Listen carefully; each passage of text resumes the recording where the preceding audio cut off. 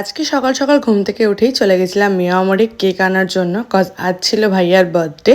তো আমি আর ভাইয়া মিলে গেছিলাম মিয়ামরে, কেক কিনলাম, তারপরে ওর জন্য কয়েকটা মিষ্টিও নিলাম। আর এই মিষ্টির দোকানটা আমাদের চাকদায় নতুন হয়েছে, আর এখানে মিষ্টি দেখে তো আমার জাস্ট মাথা ঘুরে যাচ্ছিল, কজ এত রকমের মিষ্টি ছিল। তো ভাইয়ের জন্য তো 5 রকম মিষ্টি এনেছিলাম, আর আমার জন্য নিলাম একটা ম্যাঙ্গো রসগোল্লা আর একটা আম দই। তো তারপর বাড়ি এসে রেডি হয়ে চলে গেছিলাম কলেজ, কারণ আজকে ছিল কলেজে বসন্ত উৎসব। তো সেই জন্যই শাড়ি পরে সুন্দর সেজে গুজে আমরা চলে এসেছিলাম কলেজে রং খেলতে।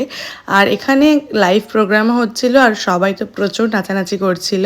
বাট আমরা একটু লেট করে ফেলেছিলাম যেতে, তো অনেকটাই প্রোগ্রাম শেষও হয়ে গেছিল প্রায়। তো তারপরে একটু ছবি টবি তুললাম, আর এখানে একটু ভিডিও বানাচ্ছিলাম রং খেলার পর।